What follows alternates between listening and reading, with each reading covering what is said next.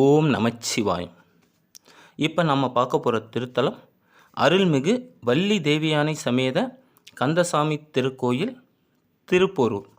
இந்த கோயில் எங்கே இருக்குன்னா, பழைய மாமல்லபுரம் சாலையில் அமைந்துள்ளது. சென்னையிலிருந்து 40 கிலோமீட்டர் தொலைவிலும், செங்கல்பட்டிலிருந்து 25 கிலோமீட்டர் தொலைவிலும், கிளாப்பாக்கம் புதிய பேருந்து நிலையத்திலிருந்து 24 கிலோமீட்டர் தொலைவிலும் அமைந்துள்ளது. அனைத்து ஊர்களிலிருந்தும் மாநகர பேருந்து வசதிகள் உள்ளன. முருகர் கோயில் ஸ்டாப்பிங்கில் இறங்கி கோயிலுக்கு செல்லலாம். இங்கிருக்கும் முருகப்பெருமானின் சிறப்பு என்னவென்றால், இவர் மும்மூர்த்திகளின் அம்சமாக அருள் பாலிக்கிறார்.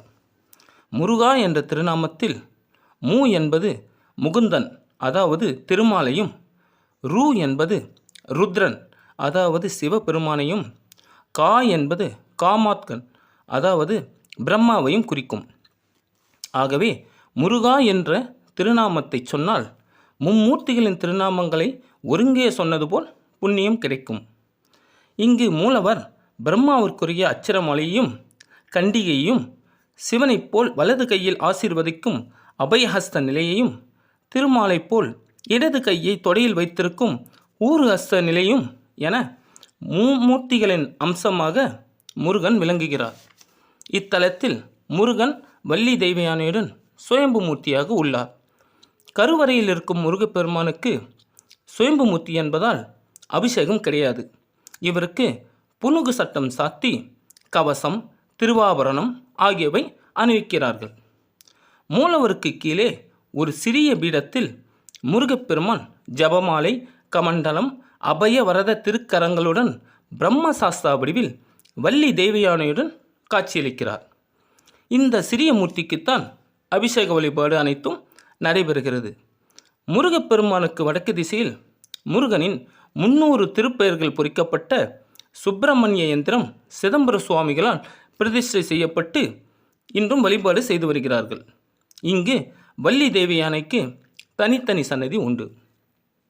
இங்கிருக்கும் ராஜகோபுரத்தின் உயரம் 54 அடிகளை கொண்டது. 7 நிலைகள் கொண்ட கோபுரம். இதன் மேலே 7 கலசங்கள் உள்ளன. இப்போ இந்த கோயிலோடைய வரலாறு பார்ப்போம். கந்த புராணத்தின்படி முருகப்பெருமான் அசுரர்களை அழிக்க 3 இடங்களில் போரிட்டார். திருச்செந்தூர், திருப்பரங்குன்றம், திருப்போரூர். திருச்செந்தூரில் கடலில் போரிட்டு உலகம் நிலையானது, அதாவது மாயை அடக்கினார். திருப்பரங்குன்றத்தில் நிலத்தில் போரிட்டு கண்மத்தை, அதாவது வினைப்பயனை அளித்தார். திருப்பூரில் போரிட்டு விண்ணில் போர் புரிந்து ஆணவத்தை அடக்கி ஞானம் தந்தார். இங்கு அசுரர்களிடம் முருகப்பெருமான் போர் புரிந்த போது மாய வித்தைகள் மூலம் மறைந்திருந்து அசுரர்கள் தாக்கினர். இதனை தனது ஞான திருஷ்டியால் கண்டறிந்து பைரவரின் துணை கொண்டு அசுரரை வதம் செய்தார். மறைந்திருந்த அசுரர்கள் முருகனின் கண்ணில் அகப்பட்ட இடமே கண் அகப்பட்டு என்ற இடமாக திருப்போரூர் அருகில் உள்ளது. இங்குதான் இக்கோயிலை கட்டிய சிதம்பர சுவாமிகளின் மடமும் உள்ளது. பின்னர் போர் புரிந்து தாரகாசுரனை முருகப்பெருமான் இங்குதான் வதம் செய்தார். இதனால் தான் இந்த ஊருக்கு யுத்தபுரி, செரியூர், போரூர், சமராபுரி, போரியூர், சமரப்பரி என அழைக்கப்பட்டுள்ளது. தற்போது திருப்போரூர் என அழைக்கப்படுகிறது. இப்போது கோவில் உருவான வரலாறை பார்ப்போம். கிபி 17ஆம் நூற்றாண்டில் முற்பகுதியில் சாந்தலிங்க சுவாமிகளின் மாணவரான சிதம்பர சுவாமிகள் மதுரையில் வசித்து வந்தார். இவர் மதுரை மீனாட்சி அம்மனின் தீவிர பக்தர். இவர் தியானத்தில் இருந்தபோது அழகிய மயில் தோகை விரித்தாடியபடி இருந்தது. சிறிது நேரத்தில் அருகே மீனாட்சி அம்மன் தோன்றி, மதுரைக்கு வடக்கே, காஞ்சிக்கு கிழக்கே வங்கக் கடலோரம் புத்தபுரி என்ற தலம் உள்ளதாகவும், அங்கே குமரக் கடவுளின் திருவுருவம் பனை மரத்தடியில் புற்றுக்கு நடுவே பொதுயொன்று இருப்பதாகவும் அதை கண்டெடுத்து கோயில் எழுப்பி பிரதிஷ்டை செய்து வழிபாடு செய்து வா என்றார். மேலும் அந்த ஆலயம் வந்து வழிபடுவதற்கு சகல நன்மையும் கிட்டும் என்று அருளி மறைந்தார். மதுரையிலிருந்து தன் குருவிடம் விடை கொண்டு மீனாட்சி அம்மன் காட்டிய திசையில் பயணித்து புத்தபுரி வந்தடைந்தார். இங்கு ஒரே பனைக்காடாக இருக்க மீனாட்சி அம்மனின் வழிகாட்டுதல் படி புற்றை அகற்றி பனை மரத்தின் அடியில் திருவுருவச் சிலையை கண்டெடுத்தார். இந்த பனமரக்காட்டில் வேம்படி விநாயகர் என்ற ஒரே கோயில்தான் இருந்தது. எனவே அந்த கோயிலில் முருகப்பெருமானின் திருவுருவச் சிலையை வைத்து வழிபட்டார். ஒரு நாள் அந்த சிலையிலிருந்து கந்தப்பெருமான் தோன்றி சிதம்பர சுவாமிகளின் நெற்றியில் திருநீர் அணிவித்து சிவாய நம என மந்திரம் மோதி மறைந்தார். அப்போது சிதம்பர சுவாமிகளின் மனத்திரையில் ஒரு கோயிலின் தோற்றமும் அதன் ஒவ்வொரு அங்கங்களும் துல்லியமாக மனதில் பதிந்தது. இது இறைவன் உத்தரவு என்பதை உணர்ந்து அதன்படி ஆலயம் எழுப்ப தொடங்கினார். ஒருமுறை திருப்பணிகள் செய்ய வைத்திருந்த பொருளை கள்வர்கள் திருட அவர்கள் பார்வை பறிபோனது. பிறகு சுவாமிகளை வணங்கி அவர் அருள் பெற்று மீண்டும் பார்வை பெற்றனர். தான் வைத்திருந்த பொன் பொருள் அனைத்தையும் ஆலய திருப்பணிக்கே அளித்து அவர்கள் சென்றனர். அந்த காலத்தில் இந்த பகுதியை ஆண்ட நவாப் மன்னனின் மனைவி தீராத வயிற்று வலியால் அவதிப்பட்டார்.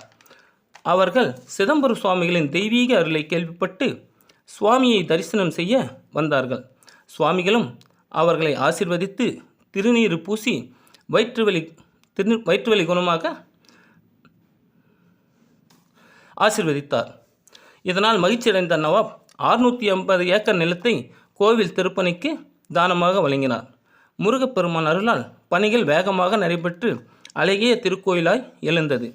சிதம்பர சுவாமிகள் 726 பாடல்கள் பாடியுள்ளார்.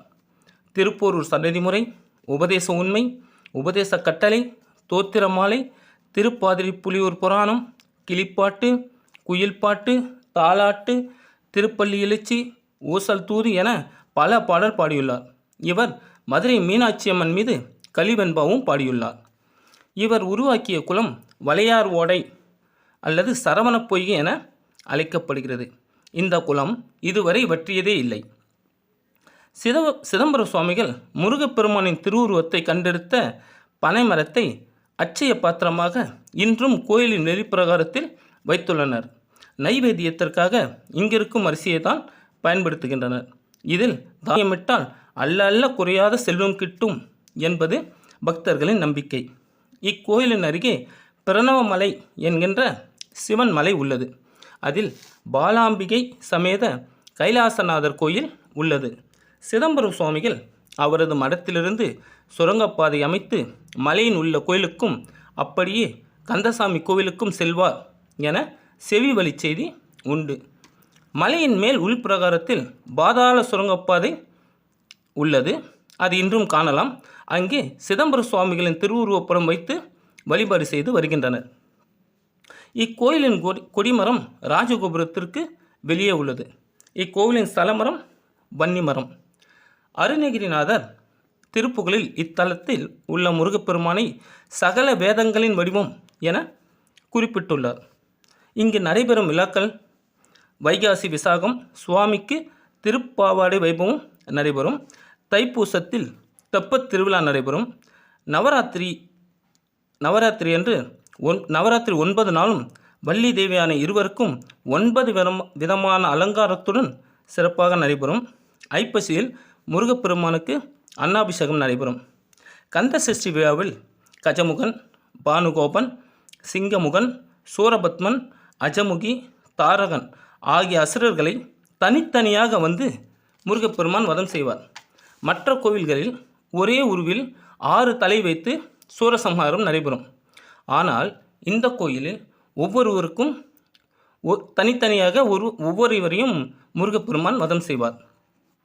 மாசி பிரம்மோற்சவத்தின் போது 12 நாள் நடக்கும் விழாவில் முருகப்பெருமான் பிரம்மாவிற்கு உபதேசம் செய்யும் வைபவம் இங்கு நடக்கும். இங்கு அனைத்து கிருத்திகையிலும் பக்தர்கள் வேல்குத்தி காவடி எடுத்து பிரார்த்தனை செய்கின்றனர்.